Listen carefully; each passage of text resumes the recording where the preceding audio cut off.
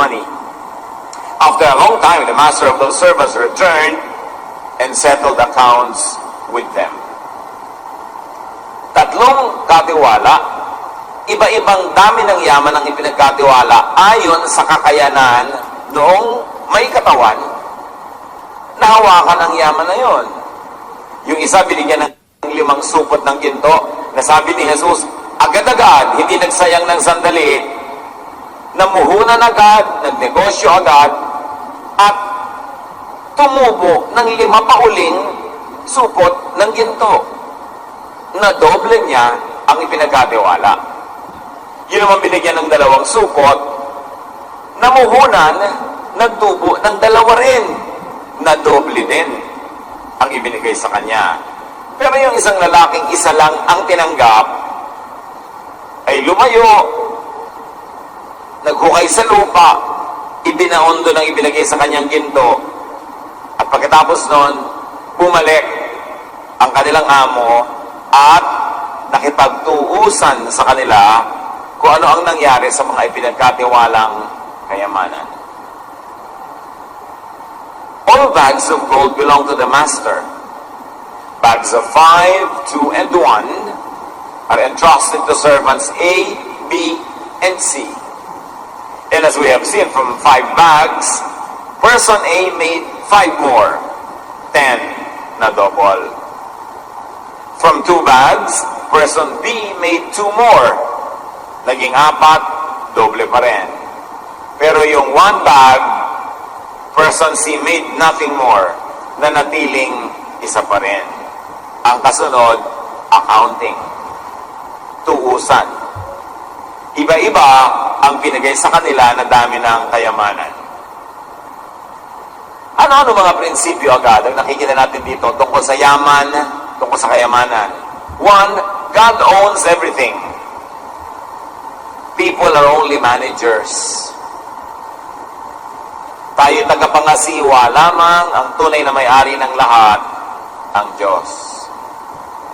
Genesis 1:28, God blessed them and said to them, be fruitful and increase in number. Fill the earth and subdue it. Rule over the fish in the sea and birds in the sky and over every living creature that moves on the ground. Actually, ito ang first commandment ng Diyos. May ganon, kayo yung magparami at mga siwa kayo ng lahat ng aking nilikha. Kayo ang mag-ingat sa kanila at tiyaking sila ay dumarami rin, napapabuti, namumunga, gumaganda ang kalagayan. Yun ang talagang tunay na first commandment. So kitang-kita natin dito ang karakter ng Diyos. Gusto niya, ang ibinibigay niya, pinararami. Ang ibinibigay niyang puhunan, pinagtutubo. Inaasahan niya na ang lahat ng kanyang ipinagkakatiwala ay aalagaan at pararamihin. Another principle is that God assigns capitals to everyone based on God's will and on the people's personal giftedness. Diyan fair ang Diyos. Fairness doesn't mean uniform treatment. Fairness means you are treated according to your ability. So, ang Panginoon ang nagpapasya kung ano ang ibibigay sa iyo na puhunan, kung magkano, gaano kalaki ang puhunang ibibigay sa iyo. At ito ay nakabase sa iyong kakayanan na magparami noon, mag-alaga noon, at kakayanan na mapuri ang Diyos sa pangangasiwa ng ibinibigay na puhunan. Matthew 25, 20-21 sa pagpapatuloy ng kwento. Ipinatawag sila ng kanilang Panginoon para magtuos. The man who had received 5 bags of gold brought the other 5. Master, he said, you entrusted me with 5 bags of gold. See, I have gained 5 more. His master replied, well done, good and faithful servant. You have been faithful with a few things. I will put you in charge of many things. Come and share your master's happiness. Buong galak na humarap yung unang pinagkatiwalaan. Sabay binigyan niyo po ako ng 5 supot na puhunan. Husay mo, matapat ka sa konting bagay. At dahil sa katapatan mo sa konting bagay, dadagdagan ko ang ibibigay ko sa iyo kasi matapat ka. Hindi sayang ang ipinagkakatiwala sa iyo. Sabi nga, halika at saluhan mo ako sa aking kaligayahan. Because there was 5 for 5, 5 ang tubo ng 5, binigyan pa siya ng more things at hindi lang gold. May dagdag pa, other rewards, including happiness. What principle of prosperity emanates from that? That fruitfulness pleases God, is rewarded with honor and happiness, and given more capital for more fruitfulness. Basta ang pagpaparami ng ibinibigay ng Diyos ay matapat, malinis, makadiyos, ikinalulugod yun ng Diyos. Hindi yung dumadami ang kayamanan sa pagnanakaw, dumadami ang kayamanan sa corruption, dumadami ang kayamanan sa panglalamang ng kapwa. Hindi yon. Pero yung pagpaparami sa tunay na ipinagkatiwala, pagpaparami sa makadiyos na paraan, gustong-gusto yun ng Diyos. At talagang may mga mayayaman na dahil malinis at maganda ang kanilang pamamaraan, lalong pinayayaman ng Diyos. Habang nagpuputok ang butsi naman ng mga naiinggit, na hindi mo naman pwede pagkatiwalaan, tapos nagahangad pa na yumaman din. Pero sila, binibigyan ng gantimpala ng Diyos. Sa pagpapatuloy, tuwang-tuwa ang Diyos doon sa naunang nagsulit.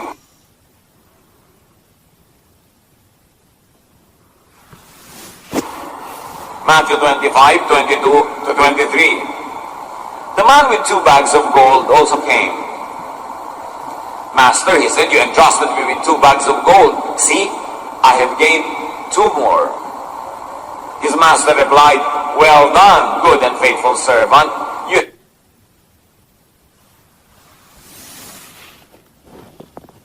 I will put you in charge of many things.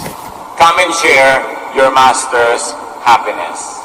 Ganon din ang nangyari doon sa lalaking pinagkatiwalaan ng 2 lang na supot, na doble din niya, naging 4. Pero bagamat yung naging bunga ng number 1 na tao ay 10, at ito namang pangalawa ay 4 lamang, pero pareho ang tuwa ng Diyos sa kanila. Bakit? Magkaiba naman kasi yung puhunan na ibinigay niya. Siyempre, magkaiba rin ang magiging tubo. Pero ang tiningnan dito ng Panginoon, pareho silang matapat, at kung ano man ang nabigay sa kanila na puhunan, pareho nilang nadoble. So it is not the initial amount that was given to them that mattered, but what they did with it. And it's not even the sum or the total of what they made that really mattered, but the totality of their effort. Magkaiba man ang dami ng yaman na naipon nila, nakabase naman kasi sa dami ng puhunang Diyos ang nagpasya, pareho lang ang ligaya ng Diyos sa kanilang performance. Ibig sabihin, hindi nyo pinag-compare na, bakit yung isa nakasampu, ikaw 4 lang. Ang comparison ng Panginoon ay hindi ito sa dami ng bunga, kundi anong effort ang ibinigay mo. Faithful ka ba? Sincere ka ba? Ang sipag-sipag mo ba? Pero kung talagang ganito lang ang naging bunga, dahil una, ganito lang naman ang puhunan, siya rin naman ang nagpasya, hindi ka niya sisisihin. Pareho lang ang tuwa niya. Ang mahalaga sa kanya, ano ang ginawa mo at gaano ang nagawa mo dun sa naunang ibinigay sa'yo.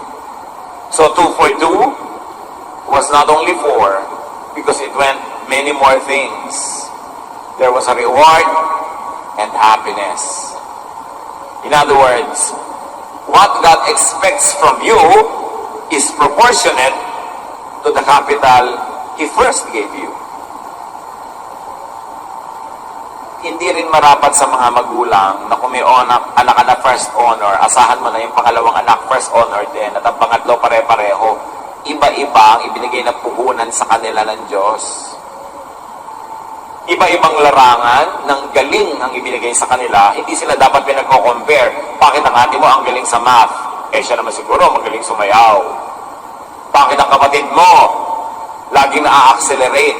5 taon pa lang tapos na ng medicine. Ikaw 50 taon na, medicine trapper. Trap ka ng trap. Magkaiba sila.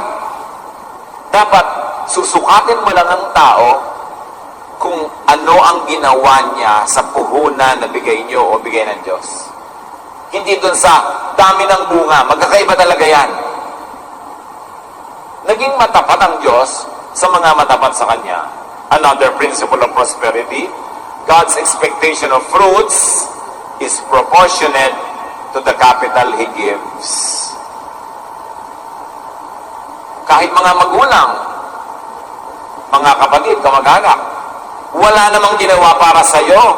Hindi ka naman itinaguyod, hindi ka naman pinag-aral, hindi ka binigyan ng kapangyarihan na makapag-achieve. Pagkatapos mamaya, sobra-sobrang umaasa sa iyo, sobra-sobrang naghahanap ng bunga, wala namang itinanim.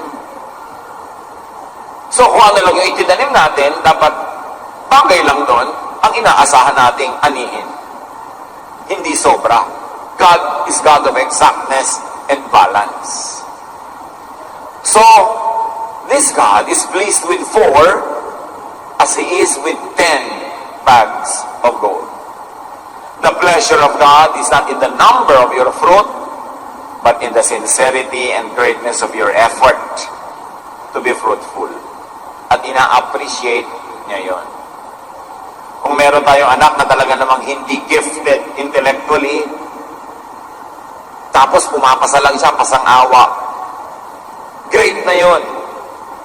Basta ang effort niya, nakatodo, sincere, focused, ibig sabihin talagang yun lang ang pwede niyang magawa dahil yun lang naman ang talento niya. At huwag siyang lait-laitin, huwag siyang kawawain, at huwag siyang pilitin. Hanapin kung ano ang ibang larangan ng buhay niya, kung saan siya talented and gifted, at doon kayo maghanap ng bunga. Pero halaman man, dinidilig, pine-fertilize, inaalagaan, bago mo hanapan ng bunga. Matthew 25:24 to 25, sa pagpapatuloy. Then the man who had received 1 bag of gold came. Master, he said, I knew that you are a hard man, harvesting where you have not sown, and gathering where you have not scattered seed. So I was afraid, and went out and hid your gold in the ground. See, here is what belongs to you. Itong isa na lang nga ang natanggap, hindi pa niya pinarami. Ang dala niyang bunga, 0 for 1 bag of gold.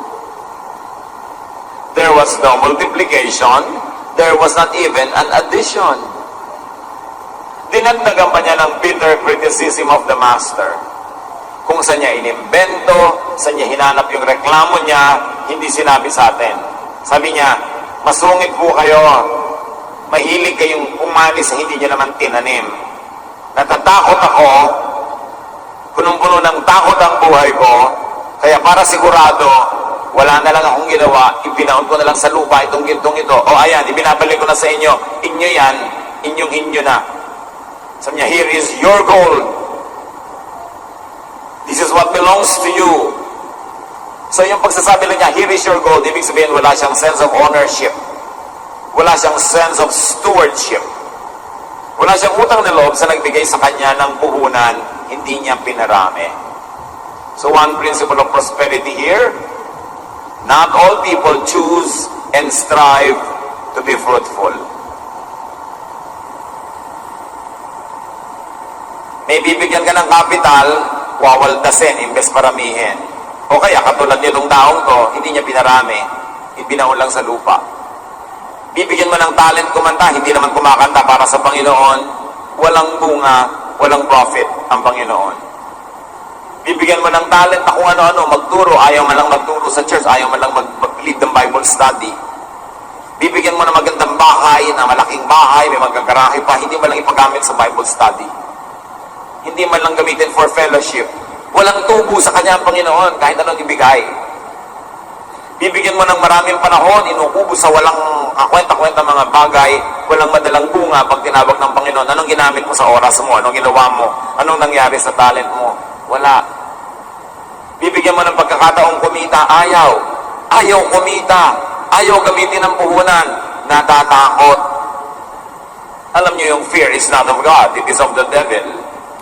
Natatakot gastusin ang puhunan, baka malugi. Natatakot magnegosyo, baka hindi mag-click. Siyempre, kung hindi nag-click, di ulitin mo. May natutunan ka ng lesson. Pag hindi pa rin, huwag kang tumigil pagka hindi naman nag-click yan eh. Pero yung sa takot mo, ayaw mo mag-umpisa, you're playing safe, that is not God's way. Kasi dapat may trust ka. Binibigyan ka si Adan, sabi, pangalagaan mo itong buong planeta. Ang laki-laki nun. Magparami kayo. Hindi mahirap, hindi madaling gawin yun nung gano'ng mga panahon. Pero, pag may ibinigay ang Diyos, dapat pinaparami. Ano man yun? Ang halaman nga, nakikita nyo, isang halaman, ilan ang prutas ng bunga niyan? Sa bawat prutas, ilan ang seeds? Ibig sabihin, ang purpose ng halaman, magparami. Kaya yung mga seeds nila, kailang ikalat sa buong lugar. Nilalagyan ng Diyos ng pakpak ang mga seeds ng nara para pagkalaglag na pagkalaglag, lumipad at malayo ang marating, doon mapatanim. Ang mga buko, ang mga nyog, ang taas-taas.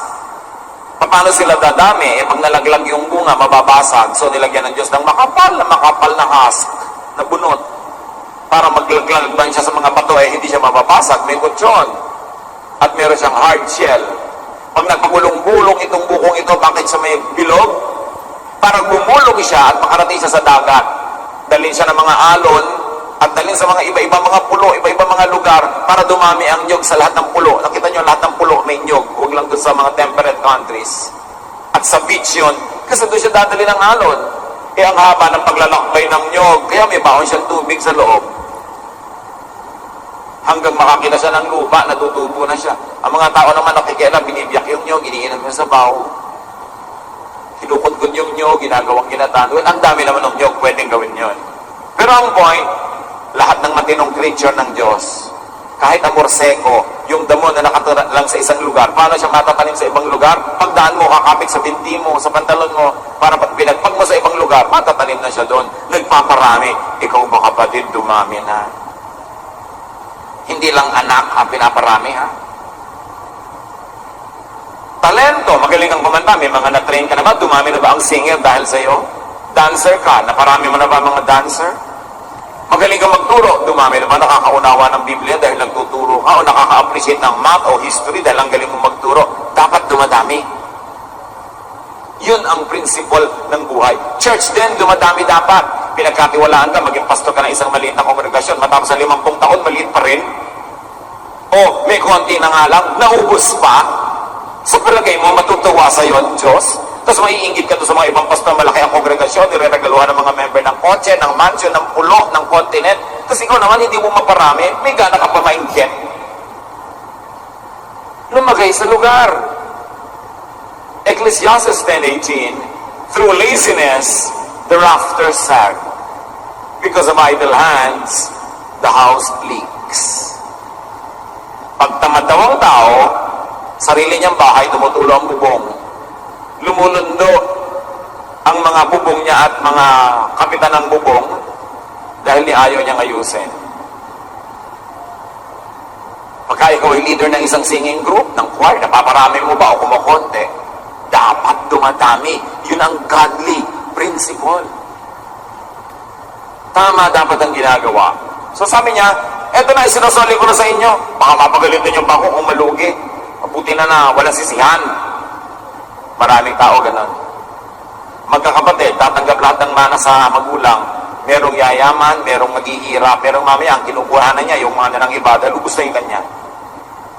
Sa palagay nyo, naaawa ang Diyos sa mga ganon? Kung naaawa ang Diyos sa mga naghihirap dahil tamad, hindi dapat kumulan na ng pera sa bahay nila. Ibig sabihin, hindi. Dahil ano ang sagot ng Panginoon dito sa taong hindi tumubo, hindi kumita? Matthew 25:26, his master replied, "You wicked, lazy servant. So you knew that I harvest where I have not sown, and gather where I have not scattered seed?" this fruitless servant is called wicked. Sabi niya, at may gana ka pang ako ang sisihin. At hindi ba maraming tao nagtarahok, Diyos ang sinisisi? Ang sinisisi iba, kapitbahay, magulang, yung stepmother, si Cinderella, ibon, palaka, lahat ng pwedeng sisihin, ang mga Hapon, ang mga Kastila, ang mga Amerikano, puwera lang sarili. Pag hindi ka mapunga, ikaw ang number one mo munang siyasatin, manalamin, at hindi kung sino-sino sisisihin mo. Dahil maraming taong tulad mo rin, nagsimula rin katulad mo, pero namunga, ba't ikaw hindi? So he's wicked, which means one who hates and dislikes profitable commerce. Hindi naman dinefine dito kung ano yung ibig sabihin ng wicked, pero yung konteksto tells us, this guy hates profitable commerce. Ayaw niya ng tumutubong pamumuhunan. At ang tawag sa kanya ng Diyos, wicked. Bakit wicked? Eh yung binigay sa'yo, hindi mo pinarami. Eh di ang nangangailangan ka lagi. At sa pangangailangan mo, sino ka abalahin mo? Sino hihingan mo ng hihingan? Hindi mo pina-asenso ang sarili mo, tapos papasan ka, papabigat ka sa iba. Kaya ang tawag niya, wicked. A wicked person, according to this story, is one who disagrees with the master's sense of commerce and industry, and one who complains and complains and complains. Ang mga, usually, yung mga walang bunga, yan ang mga reklamador. They are finding excuses for non-performance. Reklamo ng reklamo. Wala namang nagagawa. Sa bahay, yung lagi naghahanap ng ulam na masarap, yun ang hindi naman nag-e-entrega. Yung laging gusto maginhawa ang buhay, yun yung mga tamad na walang ginagawa. And this is the usual sentiment of the non-working poor against the very smartly working rich. Sentiment dito ng those who work hard and get little from hard work versus those who work smart. Marami sa atin old enough to know that hard work is not enough to be comfortable in life. You have to work smart. Nagtitinda ka ng palamig sa isang kanto maghapon, kahit malulun mo lahat ng alikabok, kumapit sa katawan mo lahat ng usok ng sasakyan, hindi ka giginhawa sa tinda mong isang balbing palamig. Ba't di mo sabayan, magtinda ka rin ng konting daing, ng konting kung ano. Kung yung katabi mong tindahan, may tindang lumpia, ilumpia mo, dagdagan mo ng dinurog na mani. Dapat may value added ka sa ginagawa mo. Sa bawat oras na ginagawa mo, maximize the income. Huwag kang makontento sa konti. Sabi mo, I work hard. It's not enough. You have to work smart. And smart does not mean magdedenggoy ka ng kapwa o mandaraya ka. Nandun ka na rin lang, ba't di mo paparamihin? Dagdagan mo na. Ngayon na malinaw sa atin na ang Diyos gusto tayo nagtutubo. Hindi yung profiteering na nagsasamantala ka sa pangangailangan ng kapwa, pero ang gusto ng Diyos, bawat hirap may katumbas na tubo. Don't be embarrassed. Another principle of prosperity is God hates laziness and unfruitfulness. And God also dislikes lack of creativity in making money, in making a living, or in multiplying the fruits of your talents. Proverbs 24:33 to 34. A little sleep, a little slumber, a little unfolding of the hands to rest, and poverty will come on you like a thief, and scarcity like an armed man. So niya, sige, mga halukip-kip ka dyan, magpahinga ka, magpapetex-petex ka dyan, at makita mo, tulad ng pagpasok na magnanakaw sa bahay mo na hindi mo namamalayan, darating sa buhay mo ang kahirapan. Masasalat ka, aabutin mo ang kawalan dahil ito ang bunga ng katamaran ng pagpapabaya. At hindi ko masipag ay okay na. Dapat mo rin isipin, kung pinagsisipagan ko na to, worth it. Kung magtrabaho ba ako ng 50 taon dito sa sipag ko na to, may mangyayari sa akin o wala? At pagkasagot ay wala, di dapat dagdagan mo ang creativity. Hindi lang gusto ng Diyos na mapagod ka. Ang gusto ng Diyos, mabunga ang iyong pagpapagod. Matthew 25:27. Sabi sa kanya ng amo, well then, ayaw mo palang mamuhunan? Natatakot ka pala? You should have put my money on deposit with the bankers, so that when I return, I would have received it back with interest. Sabi niya, kung hindi ka man lang namuhunan, sana man lang dineposit mo yung pera sa bangko. Kahit 1% per annum, kumita sana. Alam niyo naman sa bangko, napakalit ng interest pagka ikaw yung nag-deposit. Pero pag ikaw ang nag-utang, malaki interest. Kaya nga magaganda yung building nila, di ba? Kasi talagang laging may interest. Ang pera mo, pinag-i-interesan. Bakit sila yung mayaman? Kasi sila ang nag-i-invest ng pera mo. Yung pera mo, ilalagay mo sa bank, at deposit mo, bibigyan ka ng 1, maybe up to 2.5% a year. Pero yung pera mo, pinamumuhanan nila, kumikita sila ng malaki, ipapahiram nila sa nangihiram, malaki yung charge sila ng interest. At the end of 10 years, sa palagay nyo, sino talagang yayaman? Di ba sila? Alam nga naman kayo. Kaya dapat matalino ka. Hindi masama ang mga bangko, nakakatulong sila sa mga nangangailangan, nagbibigay sila advice, nakakapagpahiram sila sa namumuhunan. Pero ang nakikinabang sa perang idine-deposit mo, alam nyo kung sino? Yung namumuhunan na naglo-loan. Nakukuha nila yung pera nyo, mamumuhunan sila, sila yung yumayaman. Kayo, pagkuha nyo ng pera nyo, may konting 1 to 3% interest. Konti lang ang smart, kaya konti yung yumayaman. Kaya kailangan nag-iisip ang tao. Anong gusto dito ng Diyos?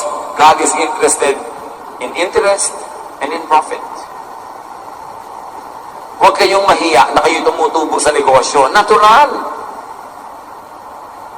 Meron naman mga kapatiran, pupunta sa tindahan ng isang kapatid, "Hoy, kapatid, baka naman laki-laki ng kita mo dito, bigyan mo ng discount." Oh, natural, kapatid. Dito, ganito kataas ang pamamewang mo. Kaya ako naghahanap buhay para magtubo. Alam nga namang naghahanap buhay ako para pagpunta mo dito, ibigay ko sa'yo. Eh, kung na gusto ng mga tao, puro discount, ayaw kang pakitain. Magkano kita mo dito? Gusto ng Diyos, kumikita yung namumuhunan, huwag kayo mahiya. Huwag lang naman, pagsasamantala na sa pangangailangan ng iba. Lagi may nagtatanong sa akin, may nanghihiram po sa akin, charge ko ba na interest? Eh, kung yung pera mo nasa bangko, kumita kahit konti, eh di dapat pag pinahiram mo, magkusa naman yung humiram na bigyan ka rin ng kita. Pinagbabawalan ng Diyos ang mga kapatiran na magsingil ng interes sa mga nanghihiram na nagigipit.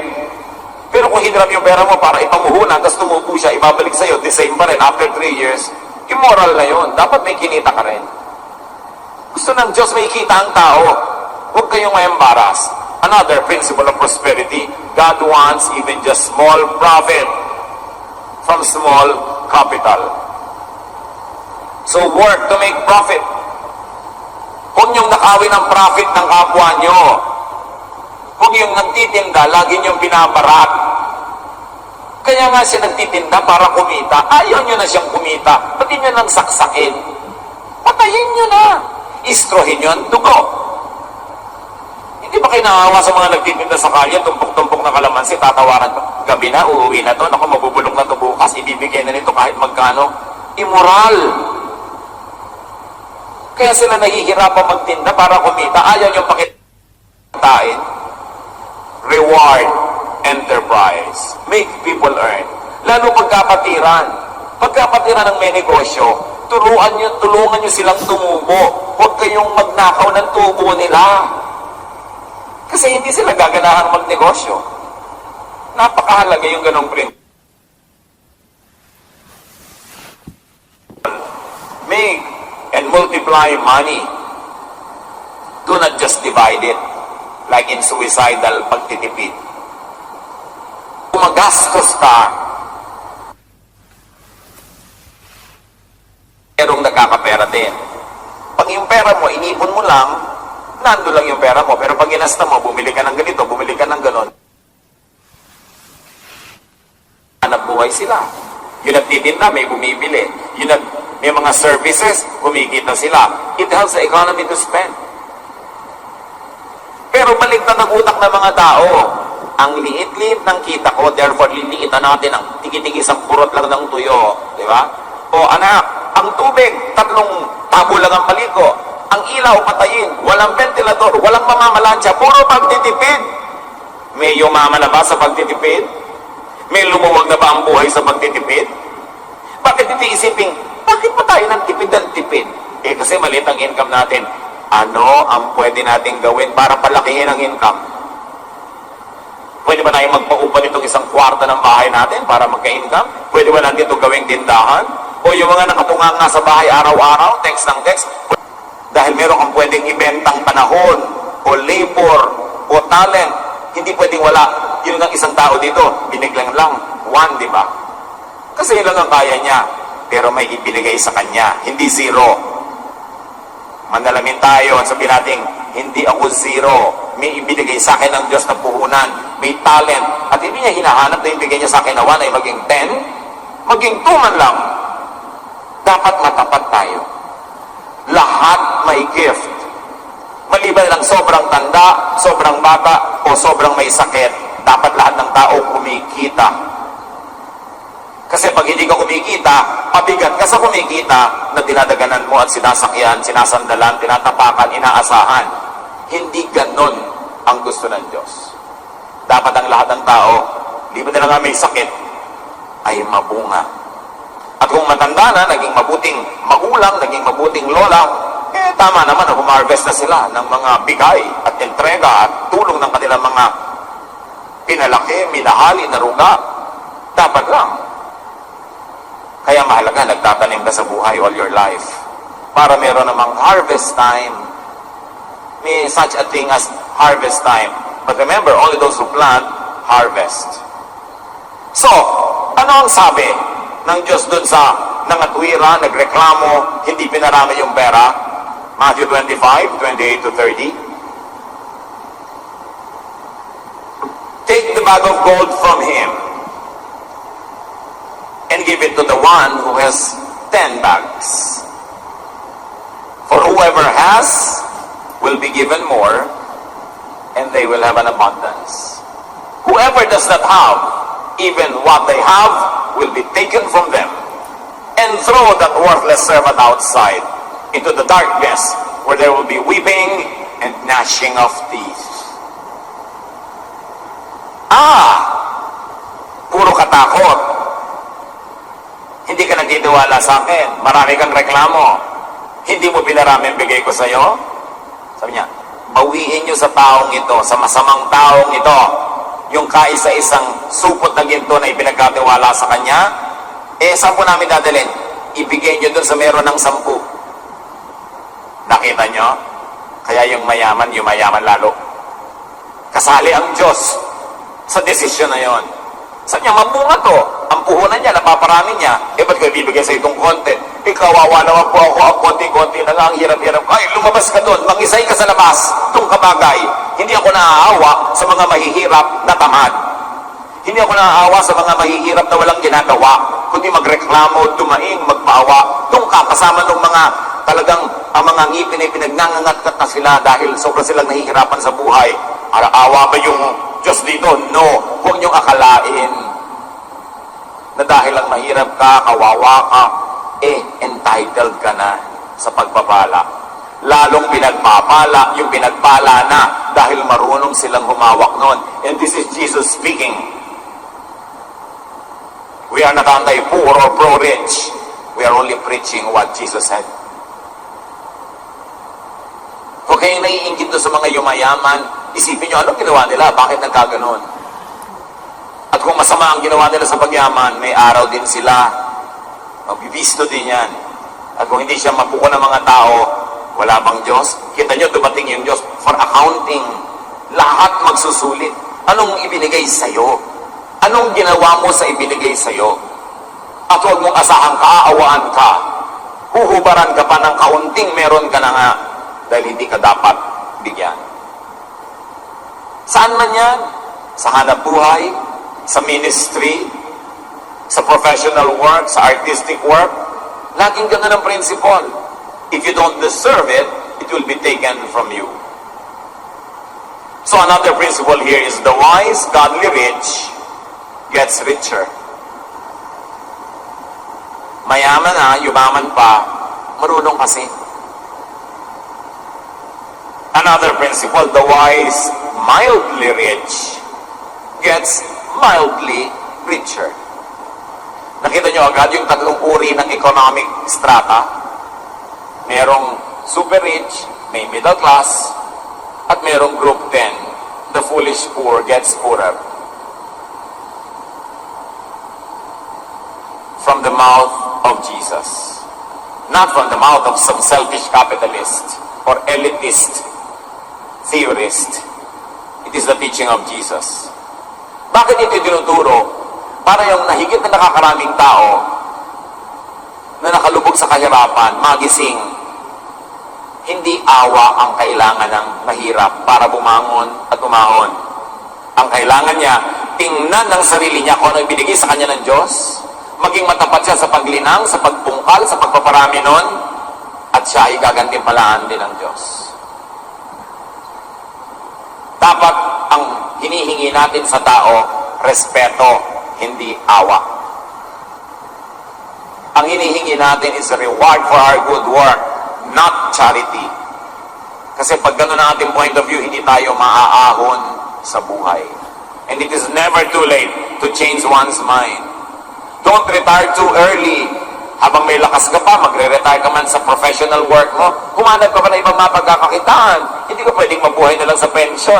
Madaling maubos yan. At pagka-pensionada ka, ang dami-dami mong apong laging nagmamano sa'yo. Pati mga anak mo na walang hanap buhay, yung pension mo ang lagi tinuto, uy, dumating na siguro ang pension ni Mami. Mami, I love you. I love me, I love my bulsa. Maraming pumapapak ng pension. Huwag niyong asahan, di ba nilang sobrang laki? Kailangan patuloy na profitable ang tao. Habang kumakain ka pa, dapat naghahanap buhay ka pa, pagkaya. Dahil everyday you consume talaga. At hindi marapat, hindi deserving na maghirap. Hindi lang naiintindihan ang principle ni Jesus. That God rewards good and profitable work. Charity is only for the very old, very young, or very sick. For those who are temporarily disabled by whatever situation, but it should not be prolonged. Pag ang pinagkatiwala sa'yo, hindi mo pinarami, babawiin, kahit ano pa yon. Katulad ng isang asawa, nagsimulang may pag-ibig sa'yo, pero hindi mo na parami, naubos mo ba, wala ka talaga ng asawa. Kahit asawa, binabawi ng kalikasan mula sa'yo pag hindi ka marunong mag-alaga. Kahit ano, dapat inaalagaan. Ang utos kay Adan, alagaan mo ang buong sangsinukob, ang lahat ng creation. So anong bahagi ng mundo ang pinagkatiwala ng the house of the righteous contains great treasure. Ang mga bahay daw ng mga matuwid, maraming kayamanan sa loob. Natutuwa ang Diyos sa mga matuwid na masipag. Lagi niya binibigyan ng blessing. Yun naman sobrang wais, sobrang nanglalamang, sobrang gustong makatipid, laging nagtitipid. Laging nakabudget. Kahit malaki ang kinikita, binabawi din sa kanya ng kalikasan dahil hindi naman siya marunong magbigay sa mga participants ng buhay niya. Kung may empleyado siya, ang liit-liit niya magpasweldo kahit kaya naman niyang malaki. Pag may binibigyan siya, ang konti-konti. Pag may nagtitinda sa kanya, binaparat niya ng todo-todo. Pabawian siya ng Diyos, bibigyan siya ng maraming expenses. Why? Hindi bagay sa kanya magkaroon ng maraming pera kasi hindi siya mabait. Kaya kahit ang laki ng kinikita mo, pag sobra kang sakim, ganit, mawawala rin. Makakaimbento at makakaimbento ang sangsinukob ng rason, ng dahilan para ka magkagastos. Ang ending mo, wala ka pa rin, kawawa ka pa rin, akala mo nakaisa ka. Godly people should not be embarrassed by prosperity. And those that don't have should not be envious. It is heaven who decides who will be rewarded.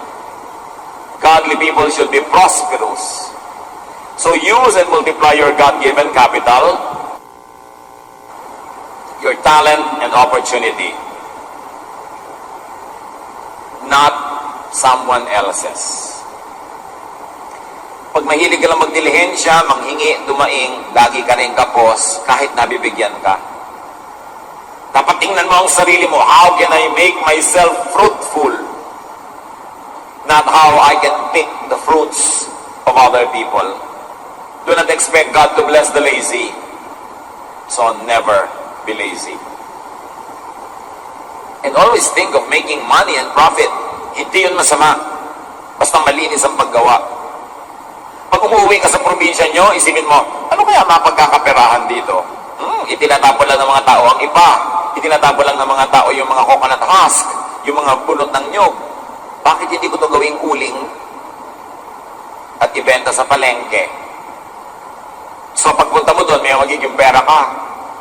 Kahit saan ka pupunta ako sa ganung probinsya, ano kaya ang wala doon na meron dito sa lugar ko? Bibili ako ng marami, ititinda ko doon pagdating ko, at least yung pamasahe ko, mabawi ko man lang. Kailangan nag-iisip ang tao, always how to make money. Bakit? Marami pinagkakagastusan. Of course, your only other choice is to kill yourself sa katitipid. But is that the life you want? God wants you prosperous. Jesus says in John 10:10, I came that you might have life and have it abundantly. At hindi lang spiritual life.